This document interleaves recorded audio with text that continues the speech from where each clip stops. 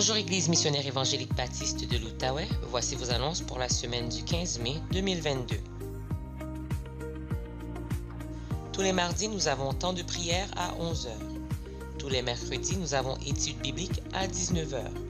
Tous les dimanches, il y a école du dimanche pour tous les enfants de 3 ans à 12 ans, ici en présentiel. La date de la prochaine rencontre de FCM vous sera communiquée sous peu. Tous les premiers samedis du mois, il y a Girls Tribe et Sisterhood.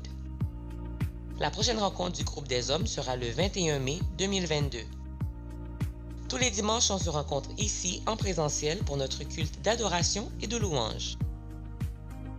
Il y aura une session d'information ce soir à 19h pour tous les parents de la jeunesse d'Egebo et d'Emebo. Ce sera sur Zoom. La jeunesse se rencontre en présentiel ici à Emebo à partir de vendredi le 20 mai. Ce sera à 19h pour toute la jeunesse. Tous les moniteurs de l'école du dimanche sont invités à un atelier de formation obligatoire sur la prévention d'abus d'enfants. Ce sera le 21 mai de 11h à 12h30. Ce sera sur Zoom. La nouvelle classe de baptême commence samedi le 21 mai à partir de 17h. Pour t'inscrire, tu peux contacter Frère Bernard. Si tu es adhérent à Emebo et désires devenir membre par l'affiliation, tu peux contacter Frère Jean Fanol. Et à tous nos nouveaux baptisés, la classe de nouveaux baptisés commence le 6 juin avec Pasteur Francky. Si tu aimerais apprendre à coudre et à cuisiner avec notre sœur Annie et notre sœur Lourdes, il y aura un camp de jour du 18 juillet au 22 juillet ici à Emebo pour les jeunes de 9 ans à 14 ans. S'il vous plaît, demandez à vos parents de vous inscrire le plus tôt possible parce que les places sont limitées. Veuillez contacter notre sœur Annie ou notre sœur Lourdes. Pour les 10 000 et les offrandes, nous le faisons par virement Interac. L'adresse est trésorerie@emebo.org. Dans la section questions, vous mettez l'objet de votre don et le mot de passe est Emebo84 en minuscule.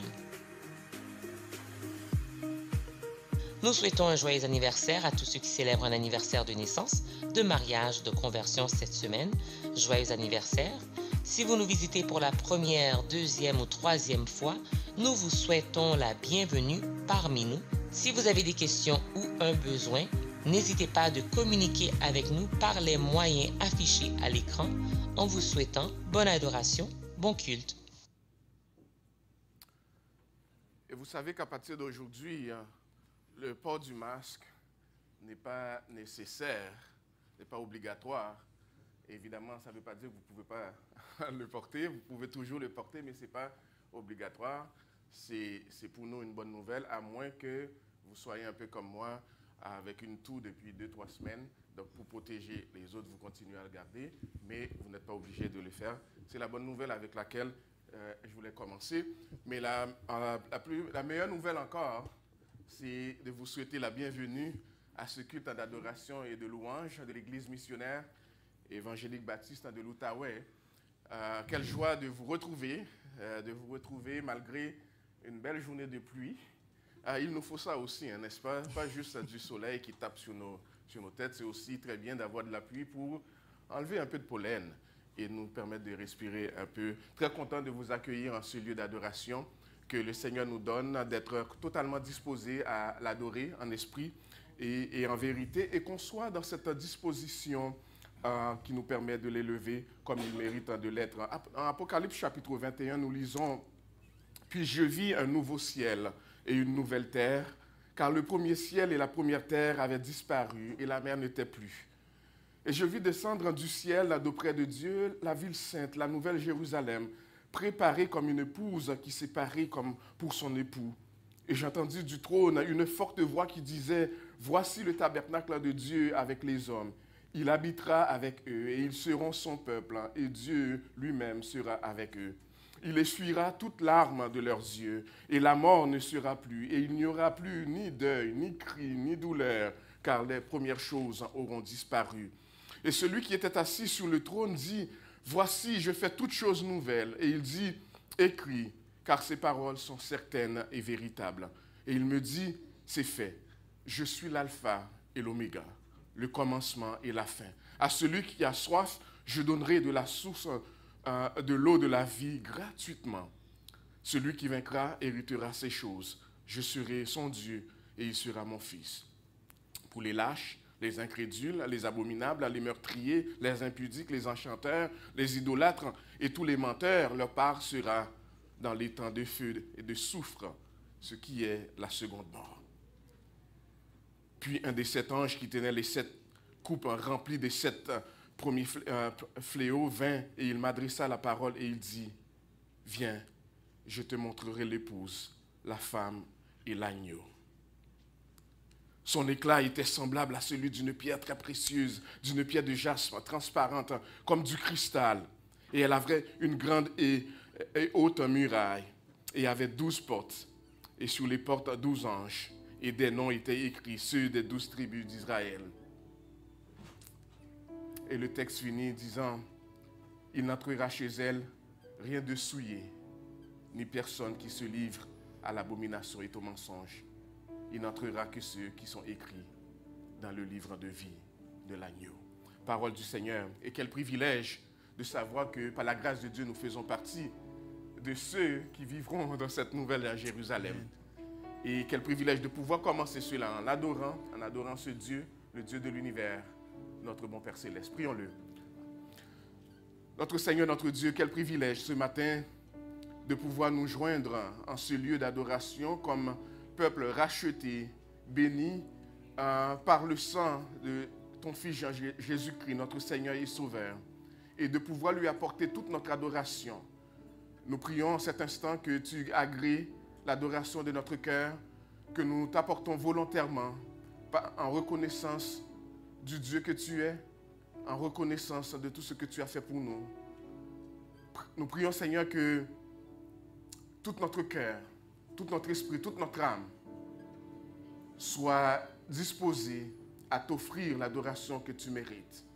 Nous prions que par ton Saint-Esprit, nous nous joignons avec l'équipe de louanges pour chanter avec joie, avec reconnaissance. Et que tu daignes éloigner de nous, Seigneur, tout esprit de distraction. Que notre esprit, notre âme tout entier te loue ce matin. Parce que tu es digne de notre adoration. Tu mérites notre adoration. Que ton nom soit loué et élevé et exalté dans le précieux nom de Jésus, notre bien-aimé Sauveur et Seigneur, qui vit avec toi et dans l'unité avec le Saint-Esprit au siècle des siècles. Amen. Amen. Bonne adoration.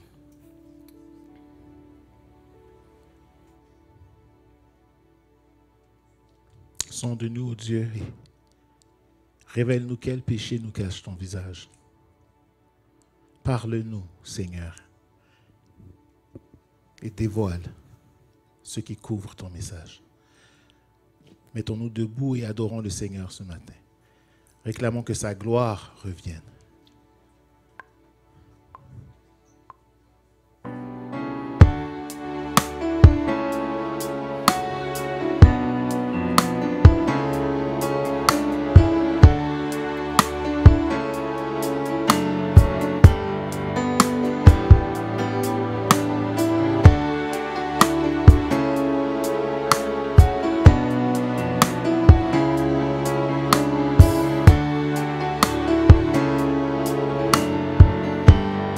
Disons que ta gloire, que ta gloire revienne, que ta gloire revienne, que ta gloire revienne dans l'Église, que ta gloire revienne, que ta gloire revienne, que ta gloire revienne dans l'Église. sonde-nous, ô Dieu. Sonde-nous, ô Dieu, quel péché nous cache ton visage. Parle-nous, Seigneur. Parle-nous, Seigneur, dévoile ce qui couvre ton message. Que ta gloire, Que ta gloire revienne, que ta gloire revienne.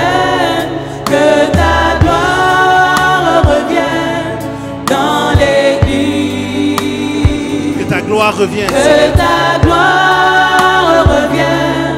Que ta gloire Ici à Imebo, que ta gloire. Que ta gloire revienne dans l'église. Nous venons vers toi. Nous venons vers toi. Pour nous humilier. Pour nous humilier dans ta présence. Ton sang a coulé. Ton sang a coulé. Pour laver nos cœurs. Pour laver nos cœurs et nos consciences. Disons ensemble que ta gloire revienne. Que ta gloire revienne.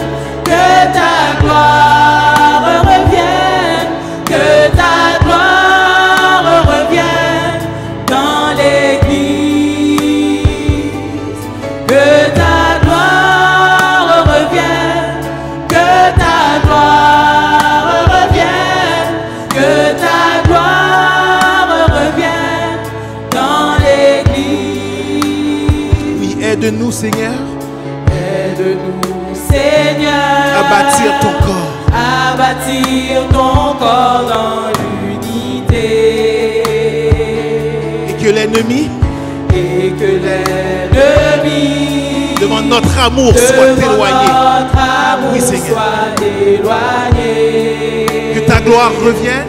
Que ta gloire revienne. Que ta gloire revienne. Que ta gloire revienne dans l'église. Que ta gloire revienne. Que ta gloire revienne.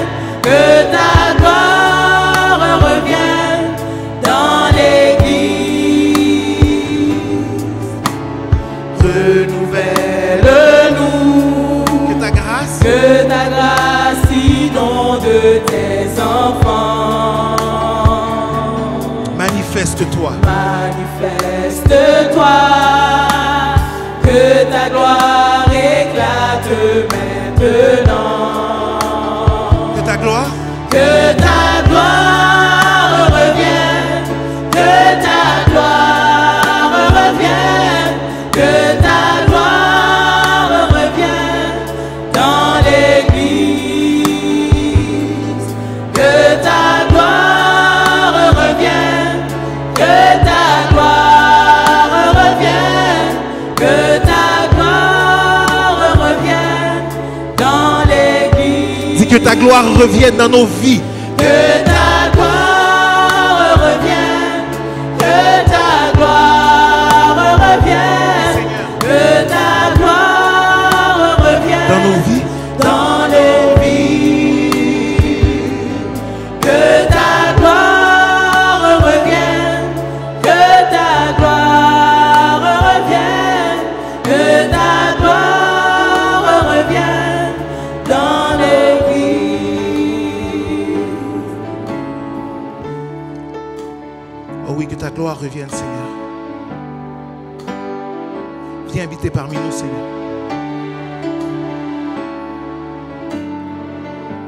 Que nous puissions bâtir ton corps dans l'unité, Seigneur.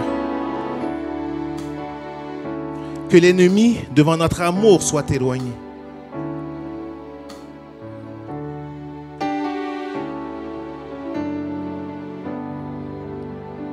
Agrée l'adoration de ton peuple ce matin.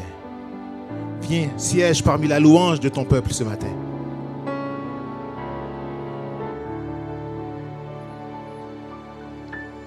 Amen. Nous allons continuer notre adoration et nous allons tous faire ensemble cette lecture qui sera projetée pour vous. Et ce matin, elle se trouve dans le psaume 66.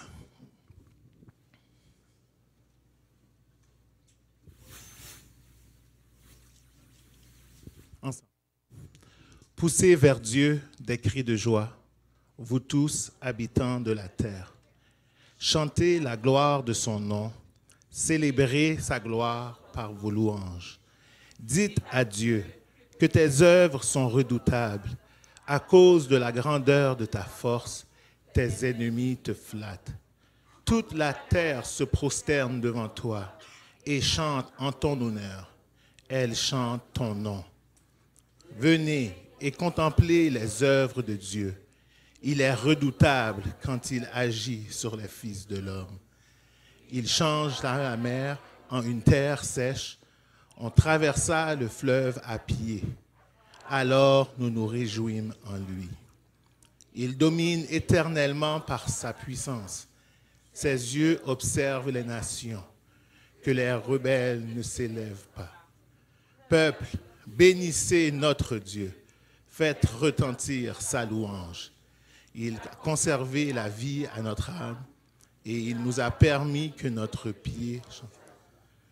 Car tu nous as éprouvés, ô Dieu, tu nous as fait passer au creuset comme l'argent. Tu nous as amenés dans le fil. Tu as mis sur nos reins un pesant fardeau. Tu as fait monter des hommes sur nos têtes. Nous avons passé par le feu et par l'eau. Mais tu nous en as tirés pour nous donner l'abondance. J'irai dans ta maison avec des holocaustes. J'accomplirai mes vœux envers toi. Pour eux, mes lèvres se sont ouvertes et ma bouche les a prononcées dans ma détresse. Je t'offrirai des brebis grasses en holocauste avec la graisse des béliers. Je sacrifierai des brebis et des boucs. Venez, écoutez, vous tous qui craignez Dieu, et je raconterai ce qu'il a fait à mon âme. J'ai crié à lui de ma bouche, et la louange a été sur ma langue. Si j'avais conçu l'iniquité dans mon cœur, le Seigneur ne m'aurait pas exaucé. Mon Dieu m'a exaucé. Il a été attentif à la voix de ma prière. Béni soit Dieu, qui n'a pas rejeté ma prière et qui ne m'a pas retiré sa bonté. Amen. Amen. Quel grand Dieu nous servons. Un Dieu admirable, un Dieu inébranlable, un Dieu qui surpasse toute puissance. C'est le Dieu de miracles que nous servons, mes frères et sœurs. Soyons dans la joie et adorons-le ce matin.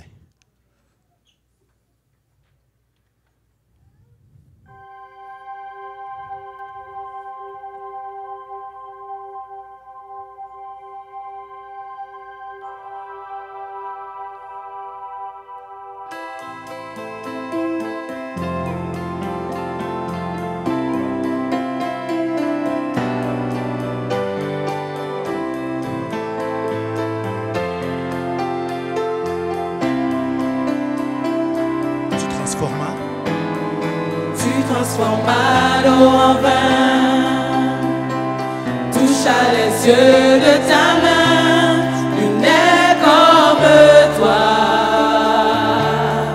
comme toi.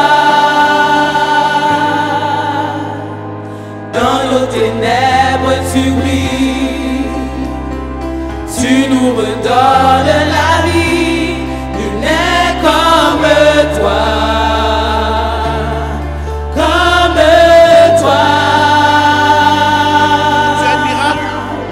Dieu admirable, inébranlable, ton nom surpasse toute puissance. Dieu de miracle, incomparable, oh Dieu, oh Dieu.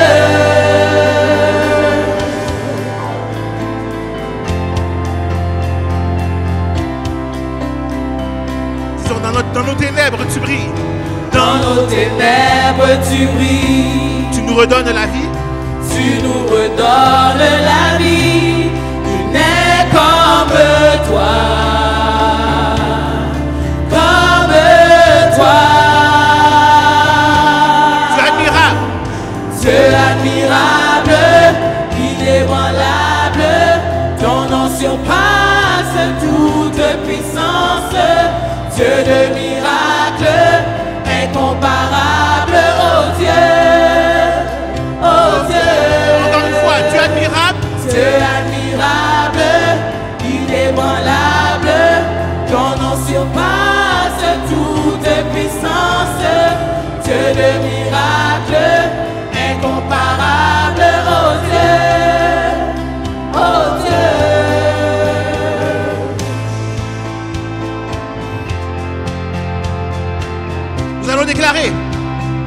si Dieu est avec nous, qui sera contre nous?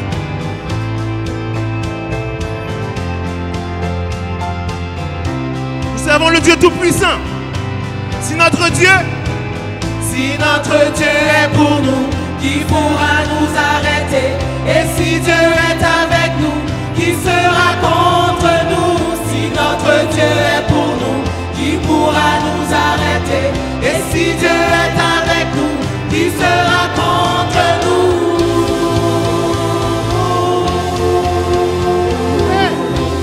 qui sera contre nous? Qui sera contre nous?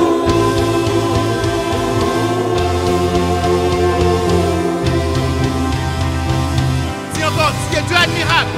Dieu admirable, inébranlable, ton nom surpasse toute puissance. Dieu de miracle, incomparable, oh Dieu, oh Dieu. Dieu admirable. Dieu admirable, inébranlable, ton nom surpasse toute puissance. Dieu de miracle, incomparable, oh Dieu, oh Dieu. Si notre Dieu est pour nous, Si notre Dieu est pour nous, qui pourra nous arrêter? Et si Dieu est avec nous, qui sera contre nous? Si notre Dieu est pour nous, qui pourra nous arrêter? Et si Dieu est avec nous, qui sera contre nous?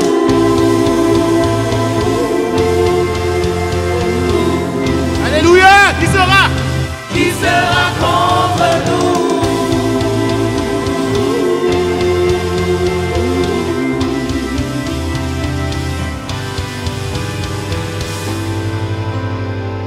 Gloire à toi, Seigneur. Nous avons un Dieu qui est grand, qui est inébranlable. Marchons avec victoire.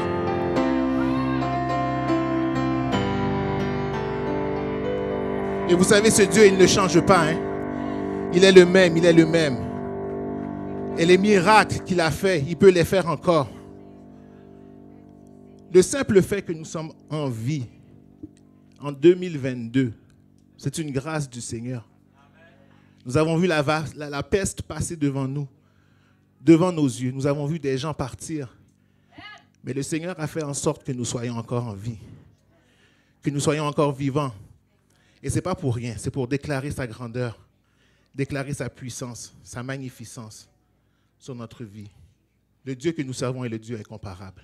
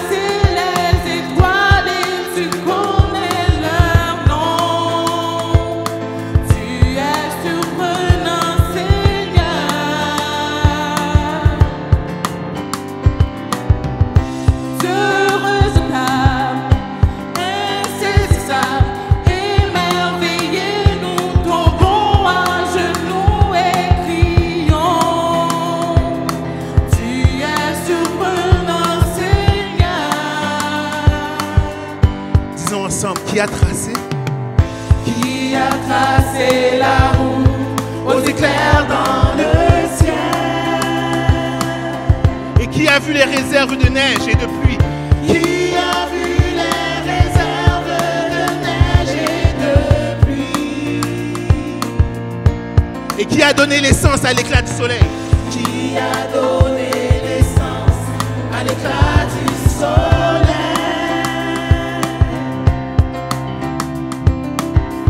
Mets le voile pour offrir la douceur de la nuit.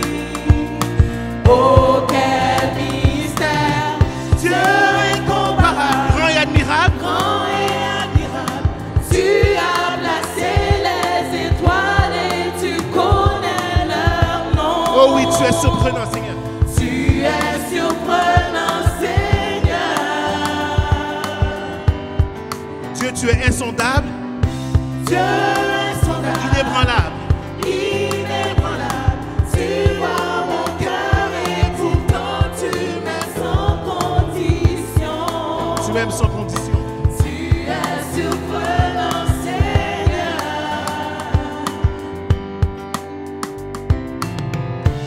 Tu es surprenant. Tu es surprenant, Seigneur. Dis encore, Dieu est comparable. Dieu est comparable, grand et admirable. Tu as placé les étoiles et tu connais leur nom. Tu es surprenant, Seigneur.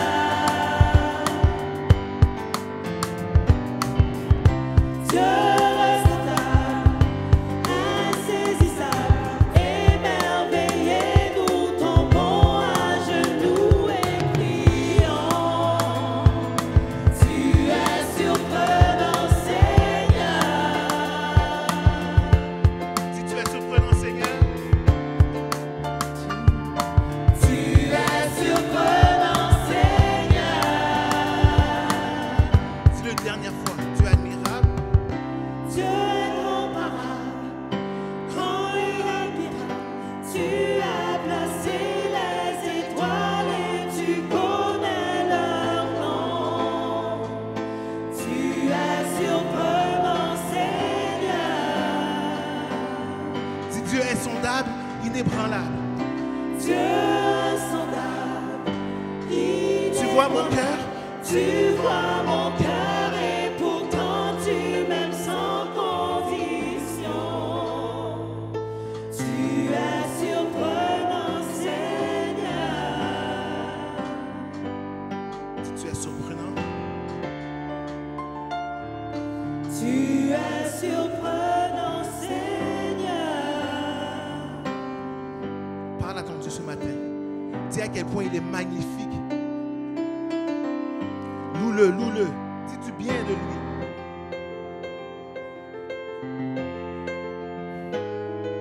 La création témoigne de ta grandeur, Seigneur.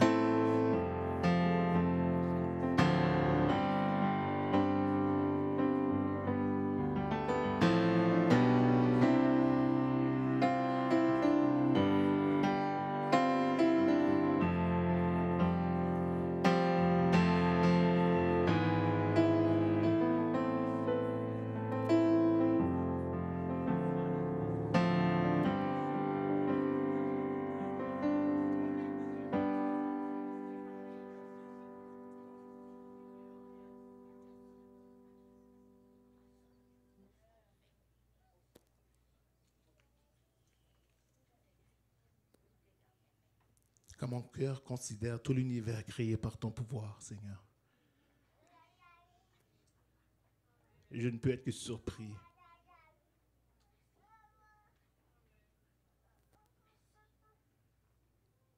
Toi, ce Dieu si grand, si puissant,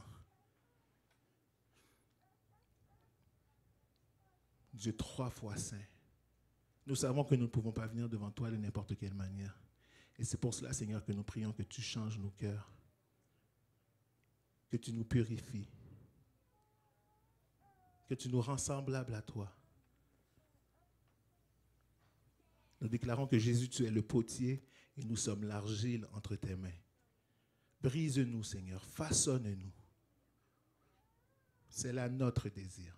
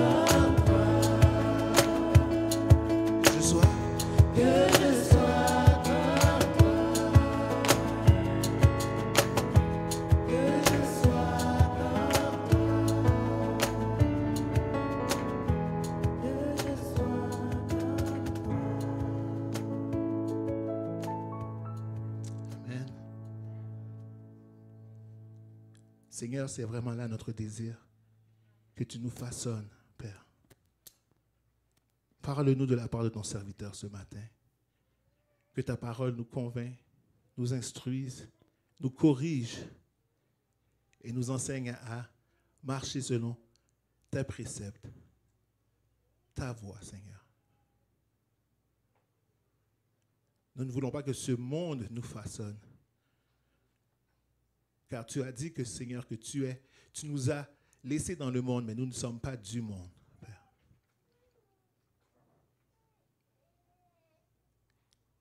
Autant que ta parole va à l'encontre, Seigneur, des principes et de la direction de ce monde, que nous soyons, Seigneur, aussi vrais, aussi authentiques. Amène nos cœurs à avoir aucune duplicité, Seigneur. Que nous soyons entièrement à toi et à toi seul. Sois loué, sois exalté, de maintenant et à jamais. Amen. Amen. Vous pouvez vous asseoir.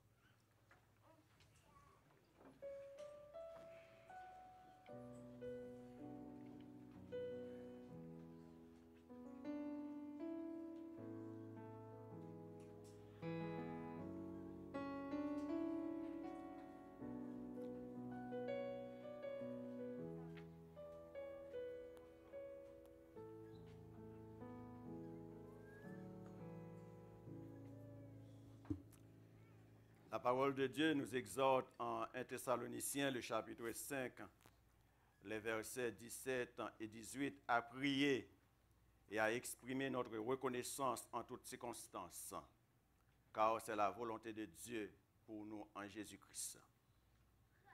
Alors, prions et exprimons notre reconnaissance à l'Éternel, le Dieu incomparable.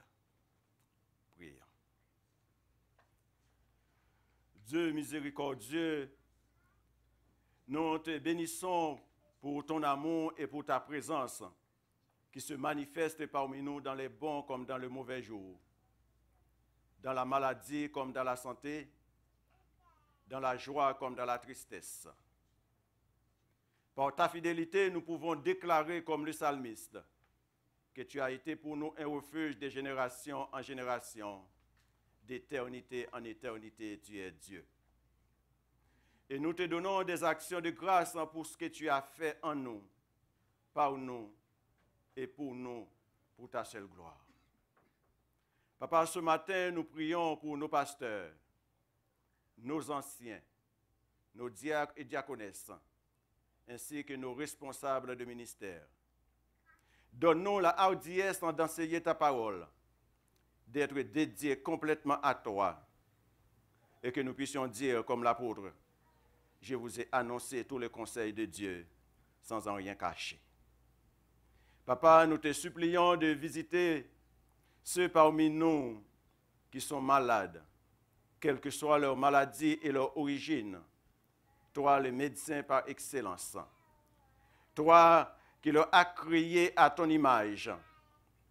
Nous te remettons toutes ces personnes entre tes mains, spécialement notre frère Claude et tous les autres frères et sœurs qui sont malades parmi nous. Fais ton intervention présentement et apporte la guérison par le pouvoir de ton Saint-Esprit, selon ta bonne volonté. Libère-les de leur inquiétude, de leur peur, et rends-les calmes et confiants pour recevoir et accueillir ton intervention. Ô Dieu Tout-Puissant, agis à travers les chirurgiens, les médecins et les soignants qui vont intervenir dans leur corps. Que tout soit fait pour ta seule gloire. Papa, il y en a qui viennent ou qui nous écoutent présentement avec la douleur dans leur corps. Nous intercédons en leur faveur. Nous prions pour nos sœurs, Léna, Esther, Séraphine, Daniel. Je prie que tu puisses en leur toucher et que tu puisses accomplir ta puissance dans leur faiblesse. Seigneur Jésus, nous venons vers toi te demander la consolation pour les cœurs qui sont affligés et attristés. Toi qui connais les raisons de leur peine et leur tristesse, et sur les larmes de ceux qui pleurent, afin qu'ils repartent joyeux et soulagés. Que ceux qui sont affaiblis et découragés puissent trouver l'énergie et la force en toi, et donne un chant de louange et de victoire à ceux qui sont abattus et qui sont courbés sous le poids de la culpabilité. Dieu Tout-Puissant, délie les chaînes pour ceux qui sont sous la pression constante des réseaux sociaux et les divertissements. Donne-leur le désir de se nourrir de ta parole afin d'être libérés de toute addiction. Ô Dieu miséricordieux, je prie que ceux qui fuient la guerre, l'insécurité et la misère trouvent un pays refuge pour s'installer en toute sécurité. Utilise les déplacés pour faire connaître ta souveraineté et donne-leur la paix que toi seul peux donner. Papa, nous crions à toi pour les couples de notre assemblée, qu'ils soient bâtis sur le roc, qu'ils tiennent ferme et demeurent dans l'amour les uns envers les autres, qu'il n'y ait aucune racine d'amertume dans nos cœurs, et apprends-nous à pardonner mutuellement, comme tu nous as pardonné en Jésus-Christ. Père, je réclame ton aide pour ceux qui sont à la recherche d'un emploi parmi nous. Toi, le Créateur fidèle, qui sait ce qui est mieux pour eux, ouvre les écluses des cieux, afin qu'ils travaillent pour pouvoir répondre à leurs besoins, aux besoins de leur famille. Père éternel, toi qui peux tout changer, donne-nous de voir le cœur de nos enfants transformé par ta parole. Et nous crions à toi pour que nos enfants soient des disciples de ton Fils en Jésus. Qu'ils prennent position publiquement pour Jésus et qu'ils rejettent la rébellion, la cruauté, l'orgueil et l'ingratitude. Protège nos enfants contre les influences démoniaques de ce monde et qu'ils grandissent dans ta parole et dans tes promesses et que tes promesses s'accomplissent dans leur vie. Enfin, Papa, nous te demandons de bénir les dîmes et les offrandes que nous avons mises à part. Reçois-les favorablement et multiplie-les pour ton travail. Je te prie aussi que nous répandions notre cœur à toi comme une offrande agréable. Amen. Les enfants, je vous invite à quitter avec les moniteurs et les monitrices pour votre classe respective.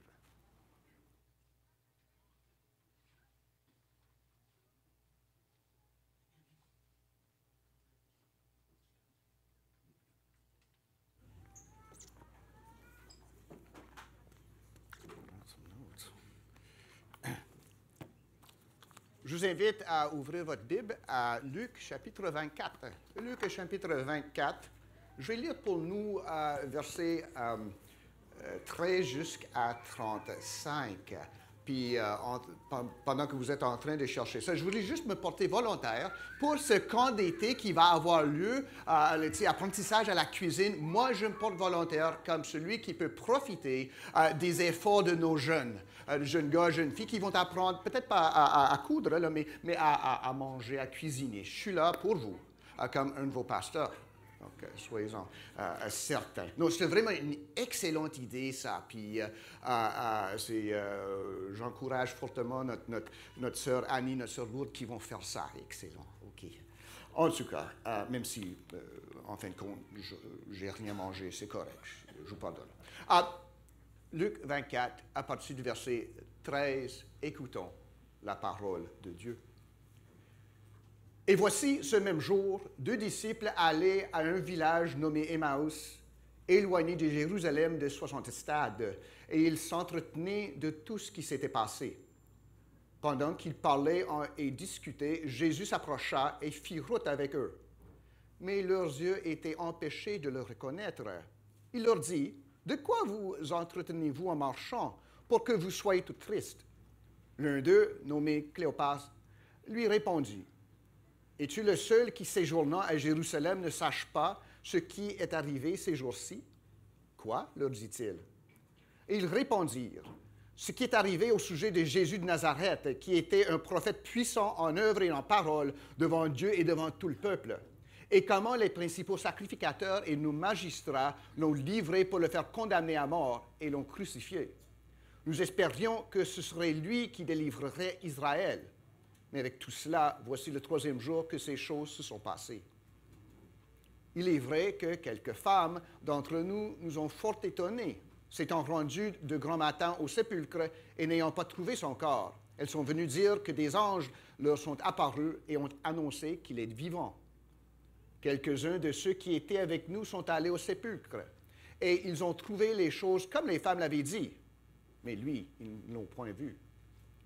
Alors Jésus leur dit, « Ô hommes sans intelligence et dont le cœur est long à croire tout ce qu'ont dit les prophètes, ne fallait-il pas que le Christ souffrit ces choses et qu'il entrât dans sa gloire? » Et commençant par Moïse et par tous les prophètes, il leur expliqua dans toutes les Écritures ce que lui concernait. Lorsqu'ils furent près du village où ils allaient, il parut vouloir aller plus loin, mais ils le pressèrent en disant, « Reste avec nous, car le soir approche. Le jour est sur son déclin. » Et il entra pour rester avec eux. Pendant qu'il était à table avec eux, il prit le pain, et après avoir rendu grâce, il le rompit et le leur donna. Alors leurs yeux s'ouvrirent et ils le reconnurent, mais il disparut de devant eux. Et ils se dirent l'un à l'autre, « Notre cœur ne brûlait-il pas au-dedans de nous lorsqu'il nous parlait en chemin et nous expliquait les Écritures? » Se levant à l'heure même, ils retournèrent à Jérusalem et ils trouvèrent les 11 et ceux qui étaient avec eux assemblés, en disant, « Le Seigneur est réellement ressuscité. Il est apparu à Simon. » Ils racontèrent ce qui leur était arrivé en chemin et comment ils l'avaient reconnu au moment où il rompit le pain. Parole du Seigneur. Donc, bien qu'on soit à une certaine distance de Pâques, c'est comme si c'était il y a 2 ans, 3 ans déjà, notre célébration de Pâques. Je ne veux pas qu'on en oublie ce que donne le vrai espoir.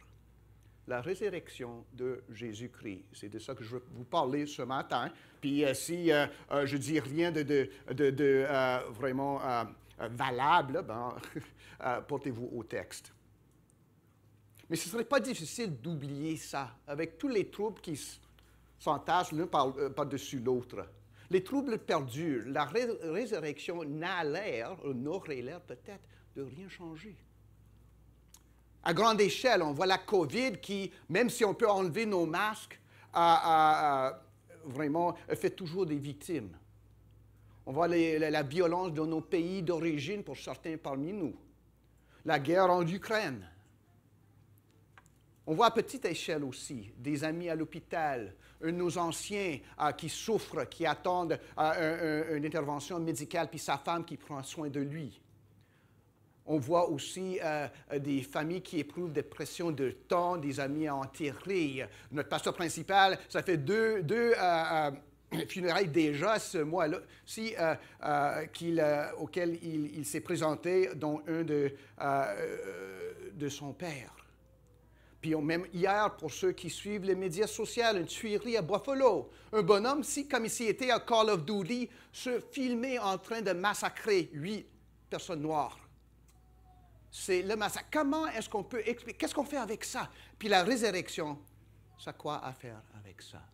Et juste même la fatigue de tous les jours.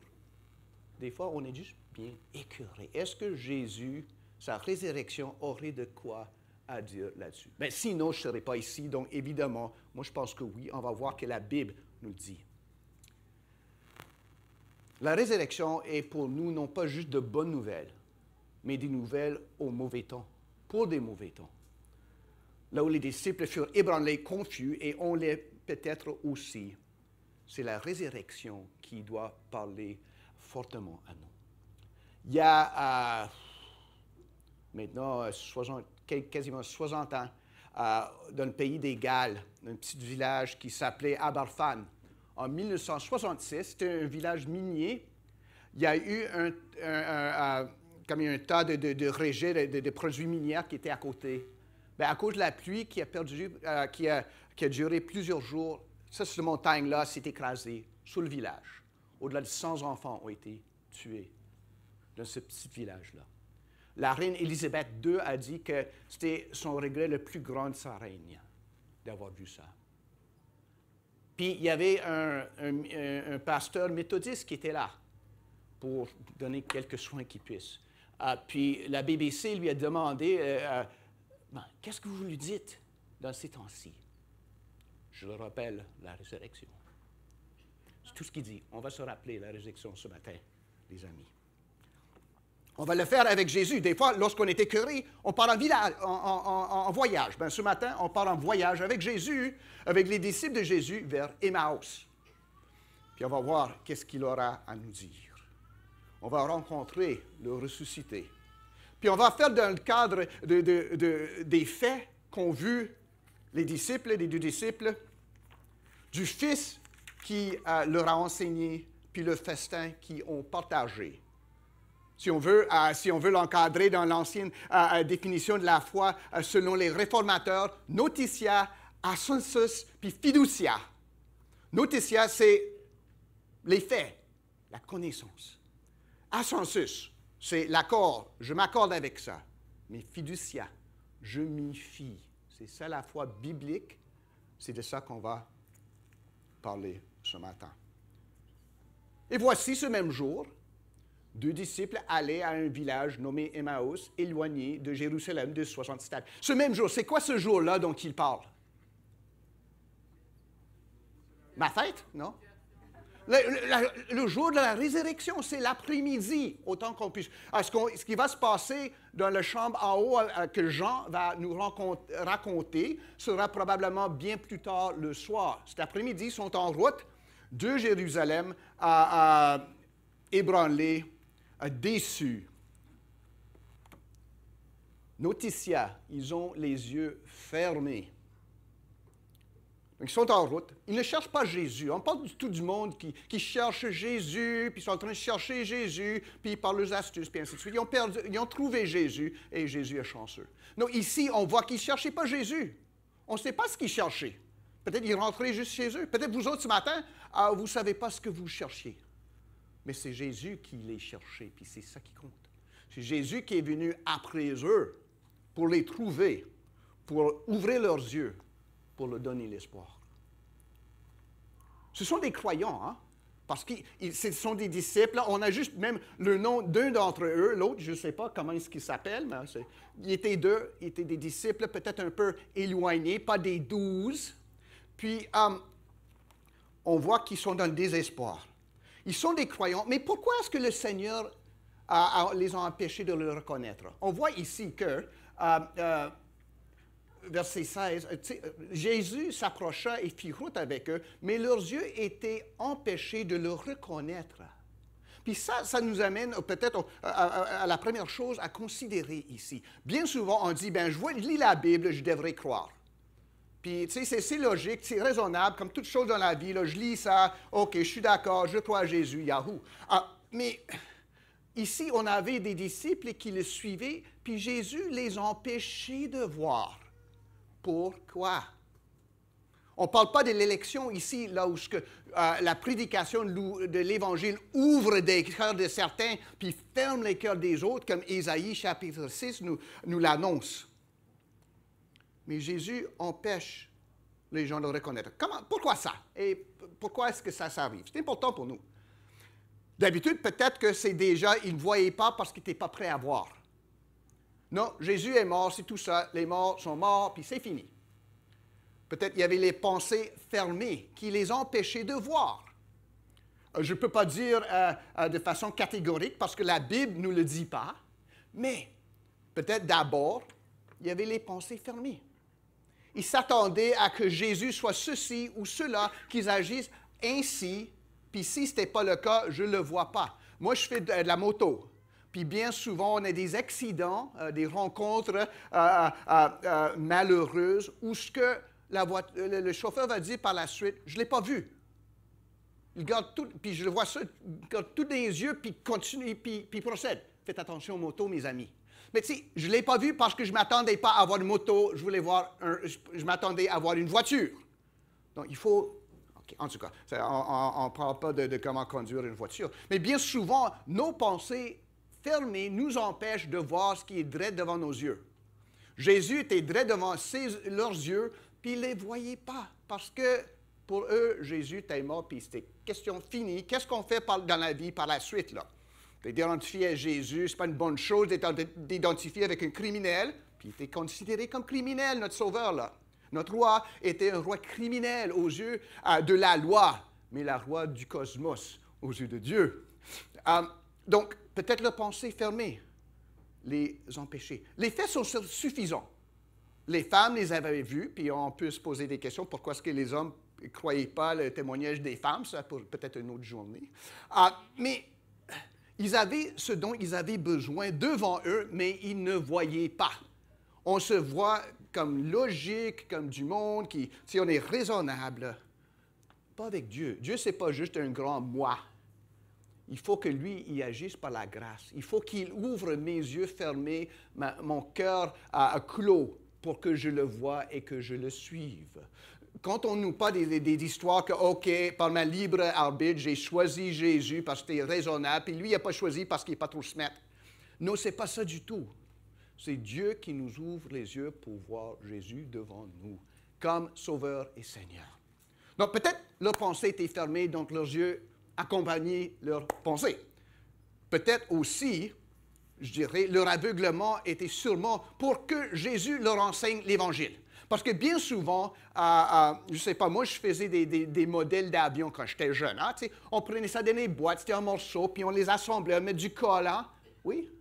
Non, vous auriez dû faire ça, c'était le fun. Bon, en tout cas, moi, là, peut-être parce que j'étais un gars, je suis un homme, les instructions ne sont pas nécessaires. Je vois comment ça va ensemble. Là, puis là, il y avait 2 ailes d'un côté, là, puis une hélice de l'autre côté sans ailes. C'est vraiment, ça faisait horreur.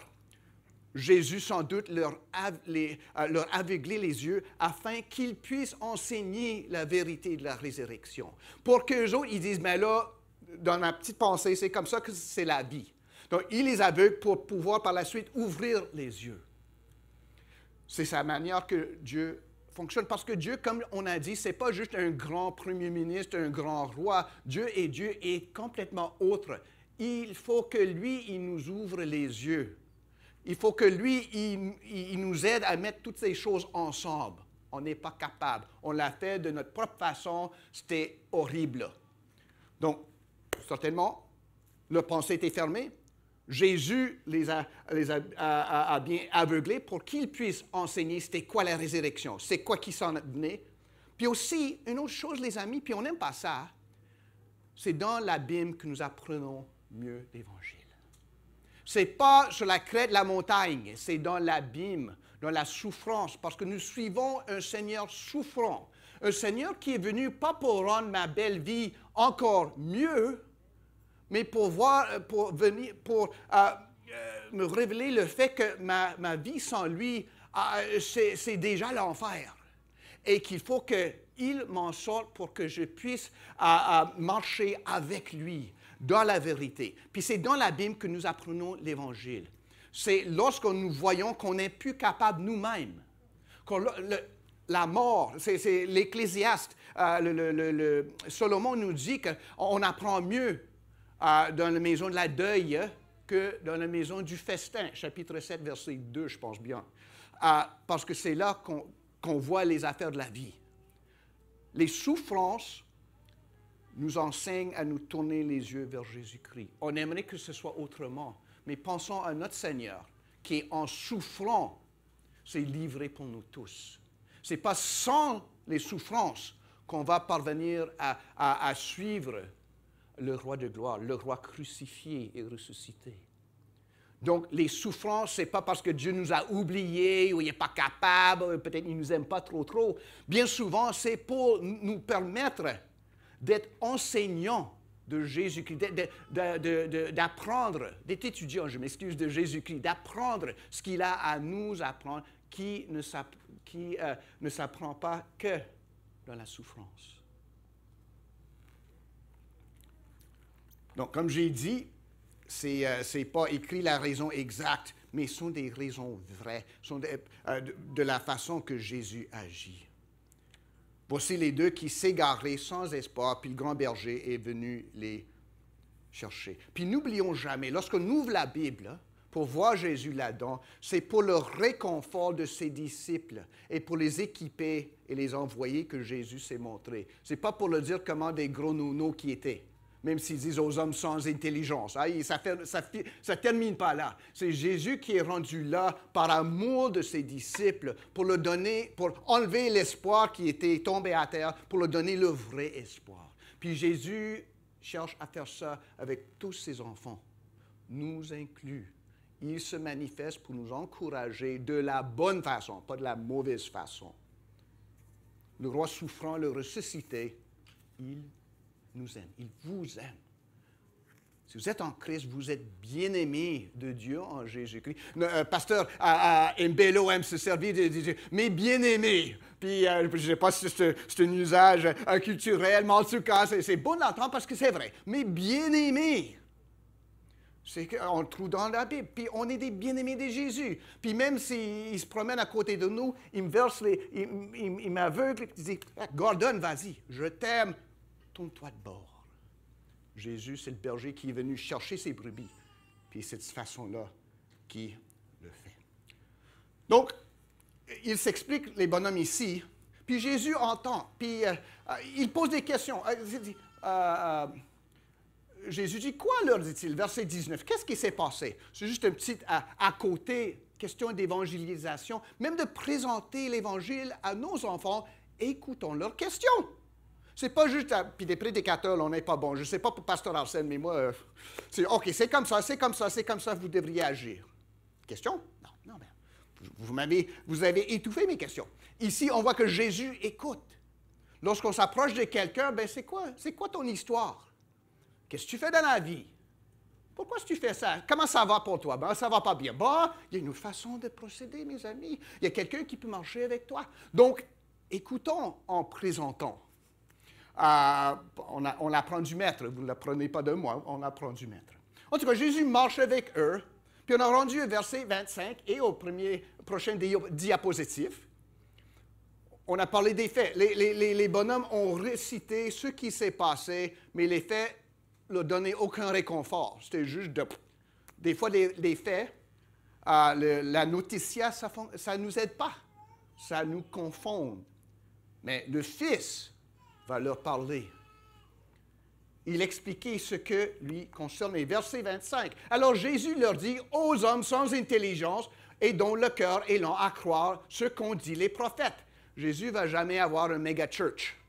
De cette façon-là, de dire au monde, ben, vous n'êtes pas tellement smart, vous, là. Soyons plus des nonos. Écoute-moi. Je vais vous voir, je vais vous montrer, pas juste expliquer. C'est quoi la voix de Dieu? Ne fallait-il pas que le Christ souffrit ces choses et qu'il entre dans sa gloire? Et commençant par Moïse et par tous les prophètes, il leur expliqua dans toutes les Écritures ce qui le concernait. Donc, on va de noticia, c'est les faits qu'ils ont vus de l'ascensus. Jésus va ouvrir la Bible, ils vont comprendre, ils vont s'accorder avec ça.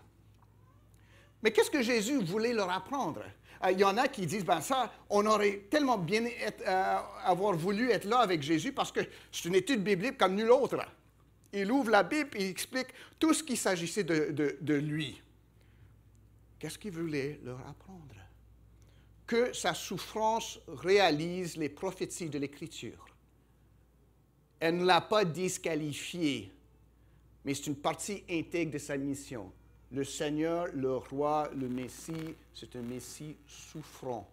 Sans cela, la croix n'a aucune place dans la théologie, ni dans notre vie, ni dans l'œuvre de Dieu. Le Seigneur, c'est un Seigneur souffrant. Les 10 étaient, puis bien souvent, on construit un Jesus to please us, si je peux introduire une expression anglaise, un Jésus à notre mesure, qui va venir prendre notre côté, nous donner des victoires, puis écraser tous ceux qui sont contre nous ou qui ne nous ressemblent pas. Puis on voit ça souvent dans l'Église maintenant, de plus en plus. Pas dans notre Église, grâce à Dieu, mais il faut résister à ça parce que Jésus ne va pas être apprivoisé. Je me souviens quand je suivais des cours de français, puis vous direz peut-être que je devrais en suivre d'autres, mais on a lu le Petit Prince. C'est qui a écrit Le Petit Prince? Des Exupéry, c'est ça. Il a écrit aussi un livre avec un avion là-dessus, je le préférerais, mais quand même. Le Petit Prince, puis on parlait d'apprivoiser, ou si on veut de dompter. Mais bien souvent, on veut dompter ou apprivoiser Jésus pour l'enrouler de notre côté. Mais c'est l'envers, mes amis. C'est un peu à reculons qu'on fait. Si Jésus était venu, par exemple, pour juger, pour donner la victoire, pour récompenser les biens, pour les gens de bonne vie, puis de punir ceux qui étaient de mauvaise vie, on serait tous finis. Tous finis. Les souffrances de Jésus, c'est moi qui les ai occasionnées. C'est toi qui les as occasionnées. C'est nous, comme êtres humains, qui a occasionné, qui a causé les souffrances de Jésus-Christ, parce que Dieu a envoyé Jésus-Christ sauver des pécheurs. Dieu a pris chair en Jésus-Christ pour obéir à la volonté du Père à notre place, puis porter la punition de notre péché à notre place, puis détourner la colère de Dieu envers nous à notre place. Il n'est pas venu pour me rembourser de ma belle vie, il est venu pour me sauver de ma belle vie, parce que ma belle vie me condamnait à l'enfer. C'est la façon que Jésus se présente ici. C'est un Seigneur comme nul autre. C'est un Seigneur dans les ténèbres. C'est une victoire qui est bien cachée. C'est un roi qui ne règne pas sur un trône, mais sur une croix. Son installation, c'est son ensevelissement. C'est ça qu'il apprend. Donc, quelques aspects de ce que Jésus enseigne ici, de versets 25 à 27. D'abord, il est central. Jésus est central. Nous parlons bien souvent de Dieu, Dieu, Dieu, Dieu, Dieu, comme si c'était un inconnu. Dans les années 70, je ne sais pas si vous aviez ça en français, il y avait en anglais une émission qui passait à la télé, puis la vedette de ça, c'était l'humoriste inconnu, The Unknown Comic. Puis c'est un bonhomme avec un sac sur sa tête. Je ne sais pas si vous avez vu ça. OK, vous avez mieux passé votre jeunesse que moi, évidemment. Mais c'est The Unknown Comic, c'est un bonhomme qui avait un sac en papier. Ça n'a pas duré longtemps. Mais il était inconnu, hein? On ne le voyait pas. Mais bien souvent, on traite Dieu de la même façon. On l'appelle Dieu, puis on le forme d'après notre image. Pour qu'il soit un Dieu à notre mesure. Mais ici, on voit que le Dieu, c'est le Père de Jésus-Christ. Jésus est central, pas juste dans l'Évangile, pas juste dans nos chants, pas juste dans mon expérience personnelle, mais même dans l'Ancien Testament. Jésus, mais qu'est-ce que la Bible nous dit ici? Commençons, verset 27, par Moïse et par tous les prophètes. Isaïe, Ézéchiel, Jérémie, Zacharie, Daniel, le temps m'en passe, les psaumes. Il leur expliqua dans toutes les Écritures ce qui le concernait. Autrement dit, la Bible à l'entière parle de Jésus-Christ. Si nous ne parlons pas de Jésus-Christ, nous parlons à partir d'un autre livre, pas de la Bible qui est la parole de Dieu. Il parle de ses souffrances et de sa gloire de l'Ancien Testament. C'est pour ça que, par exemple, c'est quelques, je ne l'ai pas là, j'espère. Bon, quelques passages dans l'Ancien Testament qui nous parlent des souffrances de Jésus-Christ, le Messie. OK. Ésaïe 53. Tu as pris probablement celui qui est le plus reconnu, Ésaïe 53. C'est Philippe prêché à l'eunuque éthiopienne à partir d'Ésaïe 53. D'autres. Souffrant. Zacharie 9:9, notre roi va venir monter sur une ânesse, il est humble.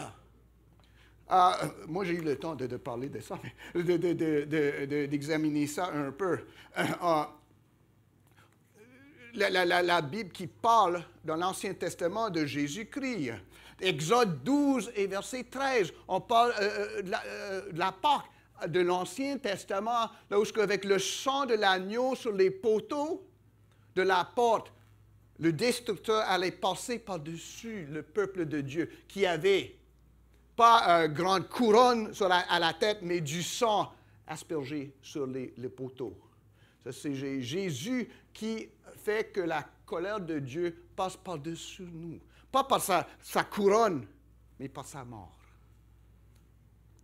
Non, à travers l'Ancien Testament, Jésus est présenté, peut-être à l'ombre un peu, pas aussi clairement que dans le Nouveau Testament, mais ici, Jésus parle à partir de l'Ancien Testament de toutes les choses qui témoignaient de lui. Donc Jésus est central. Jésus est central à la création. Jésus est central à la rédemption. Jésus est central à la glorification à venir. Ça a plu à Dieu d'agir par Jésus-Christ dans la création, dans le salut, dans la gloire à venir. Jésus central. Deuxièmement, Dieu est souverain. Ne fallait-il pas que le Christ souffrit? Pas, oh, Jésus a fait son possible. On m'a expliqué une fois que la semaine sainte qu'on l'appelle, je n'avais jamais entendu ça en dehors des cercles catholiques, mais en tout cas, la semaine sainte qu'on l'appelle, vendredi, tout allait bien, mais vendredi saint, c'est mal allé pour Jésus. Mais grâce à Dieu, dimanche, c'est bien allé. Hein? C'est pas ça. Tout ça a été prévu, prédestiné par Dieu en Jésus-Christ. C'était son plan. Les souffrances ne sont pas que Dieu a laissé tomber à terre le football. C'est Dieu s'est décidé de procéder ainsi. On pourrait dire, moi je ne ferai pas ça. Dieu ne t'a pas demandé la question, ni ton avis. La question, c'est que nous sommes pécheurs, puis comme le premier point, on pense bien voir, mais on voit toute croche. Dieu nous voit comme nous le sommes. Donc, pour cette raison-là, Dieu a choisi d'une manière que le monde trouve la folie de nous sauver les pécheurs en envoyant son Fils unique, son seul Fils, mourir pour nous, souffrir comme un criminel, afin que lui, devenu l'injustice de Dieu, nous sommes justice de Dieu en lui. Mais Dieu est souverain là-dessus. Lorsque les apôtres présentaient au jour de la Pentecôte, qui s'en vient, les amis, à Actes chapitre 2, verset 23, qu'est-ce qu'il disait? Il parlait de Jésus. Cet homme livré selon le dessein arrêté et selon la prescience de Dieu, vous avez crucifié, vous l'avez fait mourir par des mains des impies. Dieu l'a ressuscité en le délivrant des liens de la mort parce qu'il n'était pas possible qu'il fût retenu par elle. Dieu est central, Jésus est central et central dans le plan d'un Dieu souverain. Puis Dieu reste souverain dans notre vie. Pas juste dans les grandes choses, mais dans les petits aussi. Dieu n'est pas absent. Il n'est pas absent dans nos bonnes journées. Il n'est pas absent lors de nos défaites et nos souffrances. Il est en Jésus-Christ sur la route, avec nous. Il ne nous abandonne pas. Puis il a à la main une houlette puis un bâton pour nous accompagner. Jésus est central. Dieu est souverain, ce que nous voyons aussi, et ça parle aussi de la souffrance du serviteur. C'est la centralité que Jésus souffre pour nous sauver. Et ça ne devrait pas nous surprendre si dans notre fidélité, pas dans notre infidélité, mais dans notre fidélité, nous souffrons aussi en Jésus-Christ. Ça ne devrait pas être une surprise. Puis, dans nos meilleurs moments, je pense, lorsqu'on y réfléchit, on se rend compte que c'est vrai. Si je dois être comme Jésus, je ne veux pas être juste à moitié comme Jésus. Si on est comme Jésus, on est comme Jésus. Ce que Dieu a prédestiné, Romains 8 et 29, c'est qu'on soit conforme à l'image de Dieu en Jésus-Christ. Jésus-Christ était le serviteur souffrant. Ça ne devrait pas nous surprendre. Ce n'est pas une défaite, ce n'est pas que ça ne fonctionne pas. On apprend je ne sais pas c'est quoi talking heads en français, mais les grandes lumières, les gros légumes, des fois, du mouvement évangélique, que maintenant, il faut abandonner des choses comme le sermon sur la montagne parce que ça ne marche plus. Dans le temps, lorsque le monde était, surtout les libéraux étaient vraiment justes, ça marchait d'être comme Jésus. Mais maintenant, ça ne marche plus. Donc, c'est du feu avec du feu, là. S'ils sont malins contre nous, nous allons être 2 fois malins contre eux. C'est quoi ça, mes amis? Jésus, il marche jusqu'à ce qu'il marche. On suit Jésus jusqu'à ce qu'on trouve que ça ne fonctionne plus, puis on change de Jésus? Non. Jésus, c'est le serviteur souffrant. Puis on va plus, je pense, dans nos quartiers, apprendre ce que ça veut dire dans nos jours, dans les jours de nos enfants. Puis ça ne va pas être une défaite pour Dieu, c'est le dessein du Dieu souverain pour qui Jésus est central. Jésus nous dit, ne fallait-il pas que le Christ souffrit ces choses? La souffrance de Jésus-Christ, c'est central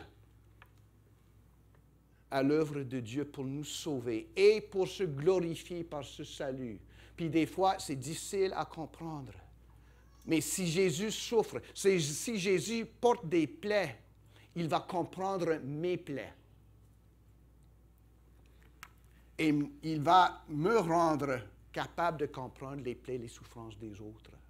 On ne peut pas avoir une théologie de la souffrance ni du péché sans la croix de Jésus-Christ, sans le Sauveur souffrant. Sans cela, on a juste des excuses et des petites paroles à donner au monde.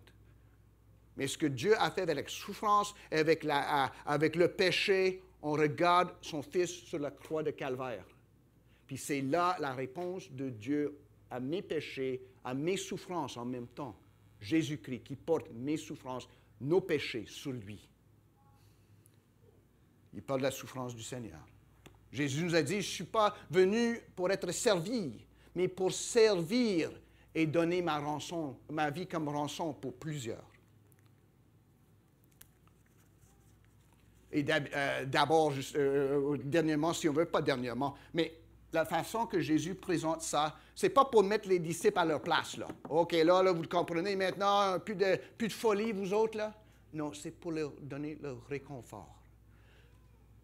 Les souffrances de Jésus-Christ, c'est aussi pour nous donner subjectivement du réconfort, pour savoir que Dieu n'est pas éloigné de mes souffrances. Bien souvent, on a un grand Dieu ici dans le coin, on parle, Dieu est souverain, Dieu fait ce qu'il veut, puis en dedans de nous, on dit, il ne me connaît pas, il ne m'aime pas.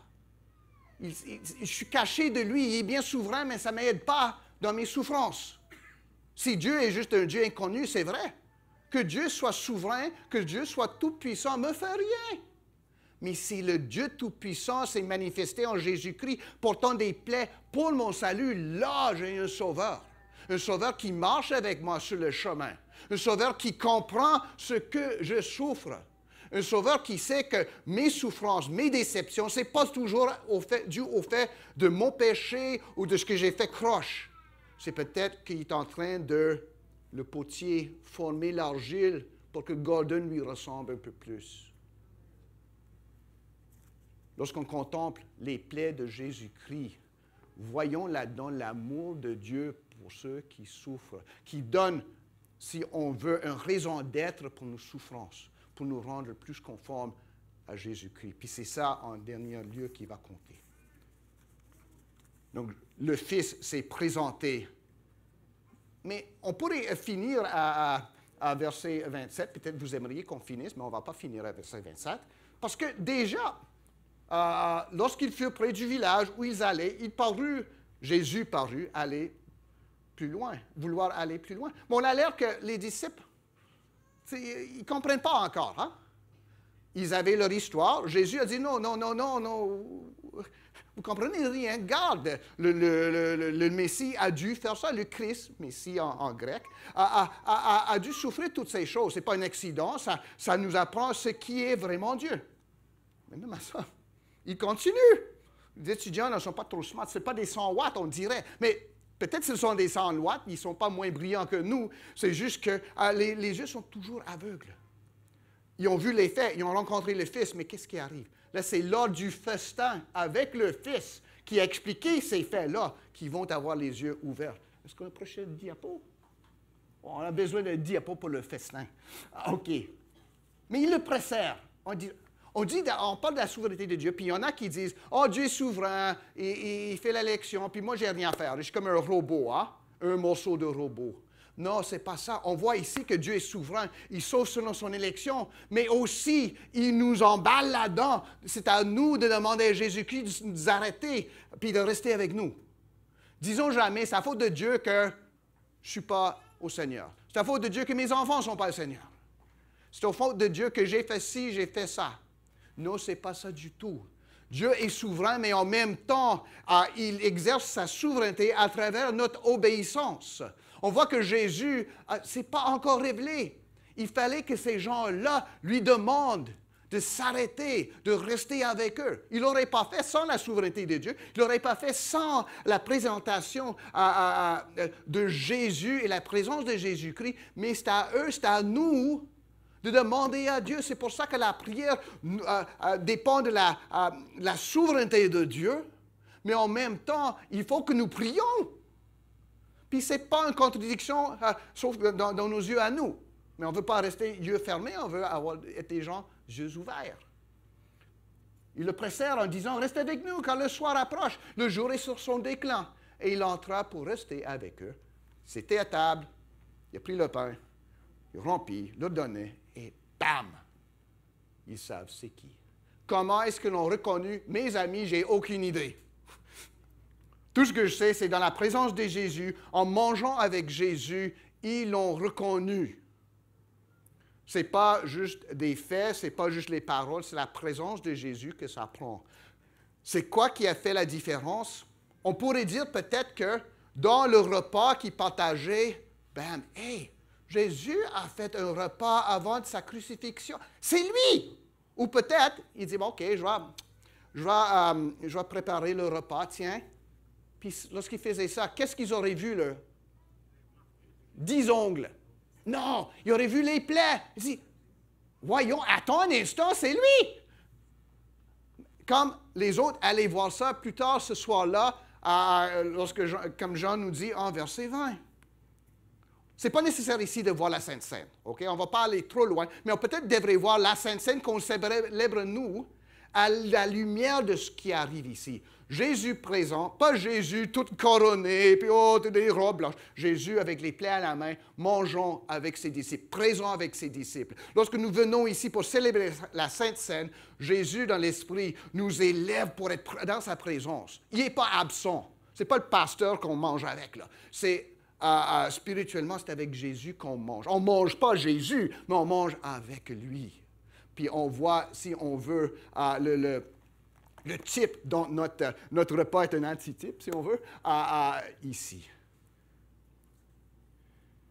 Mais tout ça pour dire que là, les yeux sont ouverts et on a fiducia, on a la récompense, le repos sur Jésus-Christ. Puis il faut se poser les questions. Ça prend la présence de Jésus dans ma vie pour bien comprendre ce que Jésus a fait. Est-ce vrai pour moi? Est-ce que Jésus reste quelque chose, Pasteur Arsène nous enseigne Jésus, puis on aime chanter, là, mais ça reste à distance. Est-ce que peut-être, je comprends ça, je suis d'accord avec ça. J'ai une amie qui disait, ben là, même quand il était, avant de se faire convertir, il était prêt à se battre lorsqu'il était sous pour quelqu'un qui ne croyait pas à la Bible. Il croyait à la Bible, mais il ne se fiait pas à Jésus-Christ. Ça prenait la nouvelle naissance afin qu'il voie son Jésus dans la parole auquel il croyait. Il faut que Jésus soit présent, pas juste présenté, mes amis. Mais ici, au repas, Jésus est présent. Il s'assoit avec ceux qui ont besoin de lui. Il s'assoit avec ceux qui, par sa grâce souveraine, l'appellent à ne pas aller plus loin. Il fait noir, puis c'est dangereux, puis j'ai peur de fermer mes yeux. Mais si on a Jésus, la lumière du monde, présent avec nous, on n'aura pas peur de fermer les yeux.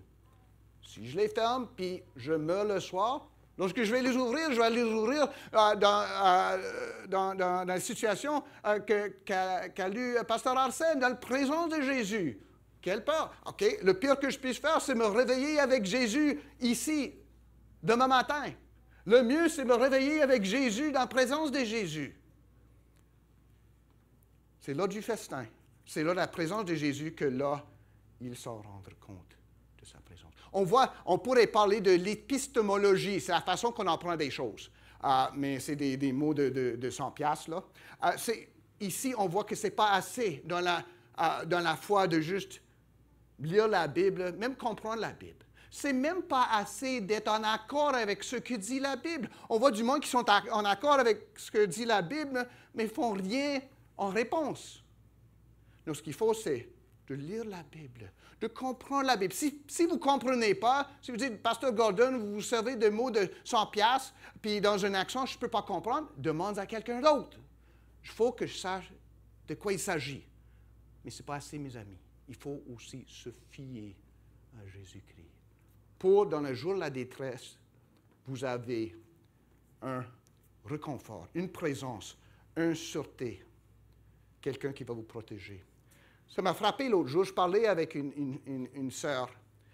Puis il y a eu de gros bruit en dehors du bâtiment. Puis ça branlait un peu. Puis elle s'est réveillée comme ça. Elle s'est levée comme ça. Puis elle s'est mise à la porte. Puis on parle. Je dis, non, c'est correct, c'est juste quelque chose à côté. Elle est là. Elle m'a dit, j'étais en Haïti en 2010. Ça me rappelait le tremblement de terre. Puis même si j'ai dit, non, c'est correct, je suis allé sortir, j'ai dit, non, c'est juste des travailleurs. Elle restait là jusqu'à ce que ça se termine pour avoir de l'abri. Ça va me toucher. C'est quoi votre abri au temps de l'ébranlement? En quoi avez-vous confiance? C'est OK, mon héritage. Oh, mon père, ma mère étaient des croyants, étaient à l'église tout le temps, mais moi maintenant, OK, je ne connais pas ça. C'est quoi votre sécurité ce matin? Qu'est-ce qui est sur les linteaux, sur les poteaux de la porte de votre vie? C'est le sang de Jésus-Christ, le Seigneur, le Sauveur crucifié, qui a souffert, mais qui s'est ressuscité des morts. Puis sans la résurrection, il n'y a pas d'histoire ici. On n'a pas de Luc 24 si Jésus n'est pas ressuscité. Il n'y a pas d'explication, il n'y a pas de réconfort, il n'y a pas de présence, il n'y a pas d'espoir. Mais il y a de l'espoir malgré les souffrances qu'allaient éprouver les disciples jusqu'au jour présent. Il y a de l'espoir parce que Jésus est réveillé, est ressuscité. Et il se promène avec ses disciples. Il ne nous abandonne jamais. Dernier diapo. Êtes-vous dans le désespoir ce matin? Est-ce que c'est parce que je comprends mal c'est qui Dieu, c'est qui Jésus? Dieu reste pour nous une idée. Il reste pour moi, tu sais, quelque chose que, bon, on parle de ça, mais je n'ai aucune idée de ce que c'est. Il faut se tourner vers la parole pour y voir Jésus-Christ, puis demander à Jésus-Christ de s'arrêter, de se présenter à vous. Puis si, je ne sais pas, vous prenez un Cléopas, vous prenez un Marjorie, vous prenez un Mumu, puis vous dites, là, explique-moi c'est qui ça, je ne veux pas qu'il parte. Parce qu'il fait noir.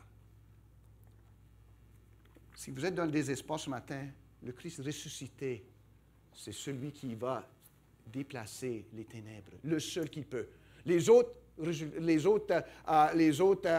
choses auxquelles vous allez avoir recours, l'argent, la drogue, le succès, demain vont disparaître. Jésus jamais. Il reste. Est-ce que je lis la Bible avec Jésus au centre? Vraiment, je devrais voir, pas Jésus, Jésus, Jésus, mais et ça parle, qu'est-ce que ça dit de Jésus-Christ? Je suis dans Chronique, qu'est-ce que ça dit de Jésus-Christ? Je lis les psaumes, est-ce que ça parle de Jésus-Christ? Il y en a des parties qui sont plus faciles que d'autres, plus ouvertes, mais lisons la Bible avec Jésus au centre. Et ne laissons pas Jésus prendre son chemin sans nous. Ce matin, peut-être vous dites, oh, hey, il y a quelque chose là, je devrais réfléchir là-dessus. N'arrêtez pas de réfléchir en disant, ben demain, je vais peut-être penser à ça un peu. On ne sait pas, lorsque Jésus passe, il va revenir pour vous.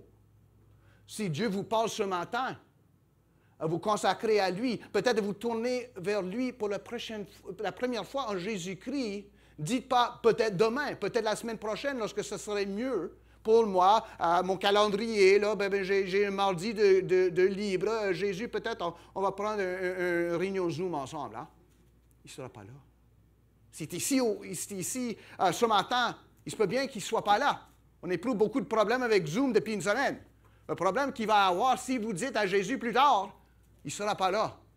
Puis pas de cause secrète pour y avoir accès. Si vous passez ce matin, écoute-le, puis demande-lui de s'arrêter. Jésus est au centre de tout ça. La résurrection nous donne l'espoir de ce que la mort et nous, avec lui, sont ensevelis, le péché, puis avec la résurrection, la mort est vaincue. La mort va venir à nous tous, à moins que Jésus revienne avant que nous mourions. Mais ce ne sera pas la fin. Ce n'est pas l'absolu. Parce qu'en Jésus-Christ, il y a la vie éternelle. La mort est tournée en victoire par Jésus-Christ, qui a souffert la mort, mais l'a vaincue par sa résurrection. Mais il faut, puis le seul réconfort dans cette vie, c'est d'avoir Jésus-Christ. Jésus, Jésus, Jésus. Il y a un chant, peut-être vous connaissez. On va terminer avec ça. J'aime mieux avoir Christ que l'or fabuleux. J'aime mieux avoir Christ qu'un palais somptueux. J'aime mieux avoir Christ que la renommée. J'aime mieux qu'il me guide par sa main percée que d'être un grand roi vêtu de fin lin. Mais le cœur désert s'ennuie. J'aime mieux avoir Christ que les plus grands biens que le monde offre aujourd'hui. Que nos mains soient dans sa main percée. Amen.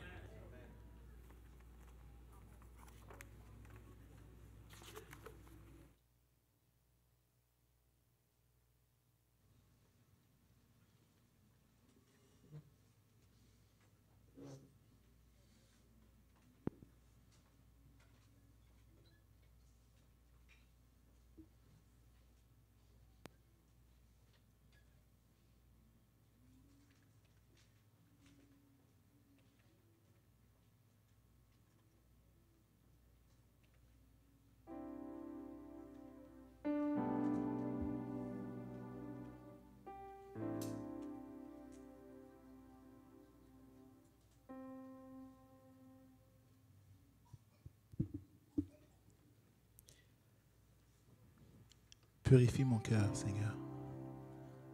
Rends-moi aussi pur que l'or et l'argent. Car notre désir, c'est d'être saint, mis à part pour toi. Toujours prêt à t'obéir. Il y a de ces chants qui sont à la première personne du singulier. Ce sont des chants qui pour moi sont des prières. Et on ne peut pas les prendre à la légère. Car c'est une déclaration que nous faisons, c'est une promesse que nous prenons devant notre roi. Moi, je ne peux pas voir votre cœur, mais le Seigneur, il sonde les cœurs et les reins. Si c'est là ton désir, chante avec nous.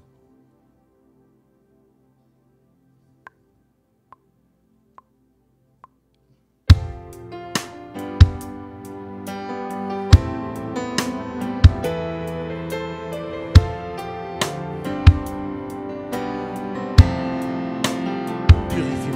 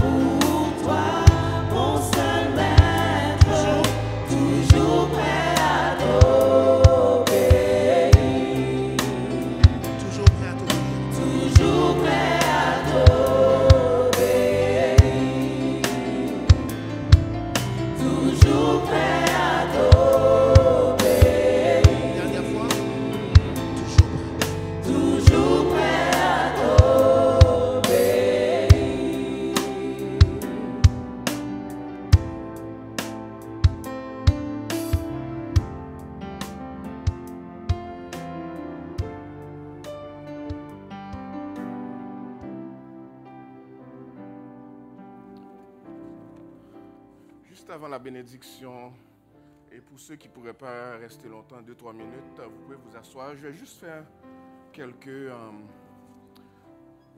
donner quelques points d'information juste avant la bénédiction. Si vous avez entendu ce message ce matin, vous ne connaissez pas encore le Seigneur, s'il vous plaît, venez nous voir. Et si vous êtes déjà sauvé et vous croyez être déjà sauvé, puis ce message, vous ne le saisissez pas, la résurrection de Christ, vous ne l'avez pas compris, et puis vous ne savez pas qu'est-ce que ça fait vraiment, s'il vous plaît, partez pas. Prenez un temps, nous sommes là, venez nous parler.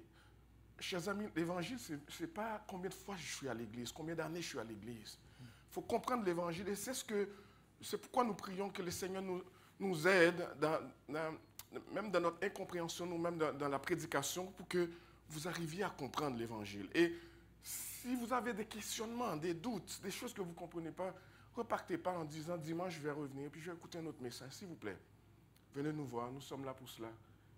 Et nous passons du temps à vous expliquer, à répondre à vos questions. Donc, s'il vous plaît, j'aimerais vous dire aussi, sur une note plus légère, je suis très, très content de vous voir nombreux dans les lieux de culte. Vous ne pouvez pas imaginer combien ça nous rend joyeux de savoir que le peuple de Dieu se déplace pour venir adorer dans ce lieu que Dieu a mis à part pour venir l'adorer. Nous vous voyons en grand nombre. Nous sommes contents avec les enfants, avec la famille. Et nous vous disons que dès la semaine prochaine, sinon la semaine d'après, on va s'arranger pour avoir ouverte la classe des poupons, pour que les mères avec les plus jeunes enfants puissent aussi être en esprit d'adoration et de laisser leurs enfants en haut. Avec toutes les mesures de sécurité nécessaires, on va faire cela. Et puis, on vous prie de continuer à venir adorer avec nous en esprit et en vérité. Je voudrais aussi vous informer que le conseil pastoral a donné, après qu'on vous en ait parlé, a donné l'autorisation pour qu'un chèque de 2 000 $ soit envoyé par les ministères baptistes canadiens à l'Ukraine. Vous savez que, d'après les informations qu'on a, la plupart l'aide qui vient à l'Ukraine aujourd'hui, le soutien qui vient vraiment du monde évangélique. Et il y a un travail extraordinaire apparemment qui se fait. On a 2 personnes de l'Union qui ont été en Roumanie, je crois, et puis qui ont été en support et qui nous rapportent ce qui est en train de se faire. Donc, je pense que c'est le peu qu'on puisse faire pour le moment. Je prie que nous continuions à prier pour ce qui se passe, mais nous voulons agir en action aussi. Donc, avec les moyens que Dieu a permis, nous avons été capables d'envoyer un chèque de 2 000 $. Et si Dieu ouvre encore des écluses des cieux pour nous et nous pouvons faire encore mieux, nous le ferons et nous vous garderons informés de cela. Je voudrais aussi vous demander enfin de rester en prière. Il y a beaucoup de familles à l'Église qui passent par des épreuves. Notre frère Claude est très malade. Il a besoin de prière. Il y a des familles, des femmes qui souffrent dans leur corps. Notre sœur Léina, notre sœur Esther, notre sœur Séraphine. Prenez le temps de les appeler pendant la semaine, de prier avec eux, de prier pour eux et qu'on puisse voir Dieu à l'œuvre dans la vie de l'Église et dans notre vie. Que le Seigneur vous bénisse abondamment. Levez-vous maintenant. On va prononcer les paroles de bénédiction.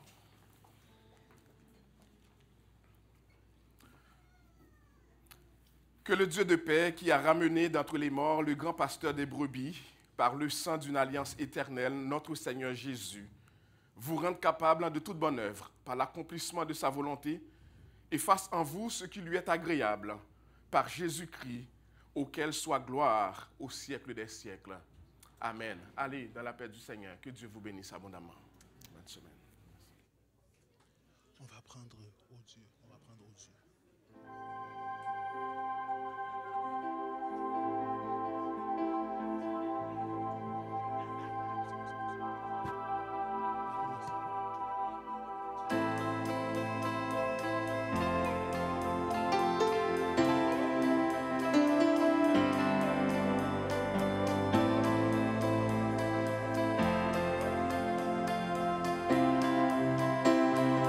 Tu transformes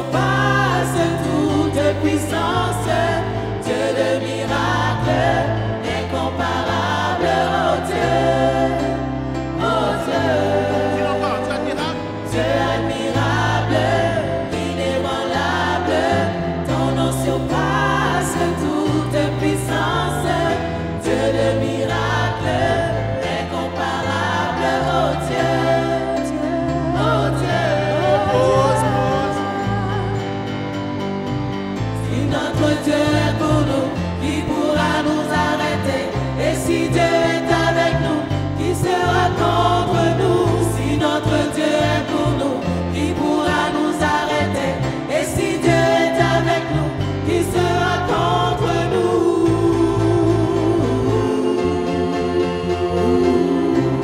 Qui sera contre nous? Qui sera contre nous?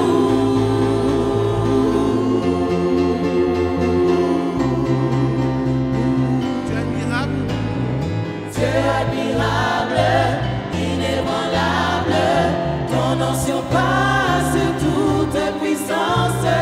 Dieu de miracles, incomparable, oh Dieu, oh Dieu. Tu es admirable, tu es admirable. Dieu admirable, inébranlable, ton nom surpasse toute puissance. Dieu de miracles, incomparable, oh Dieu, oh Dieu. Si notre Dieu est pour nous, Si notre Dieu est pour nous, qui pourra nous arrêter? Et si Dieu est avec nous, qui sera contre nous? Si notre Dieu est pour nous, qui pourra nous arrêter? Et si Dieu est avec nous, qui sera dis-le encore, c'est notre contre Dieu, c'est notre nous? Dieu. Si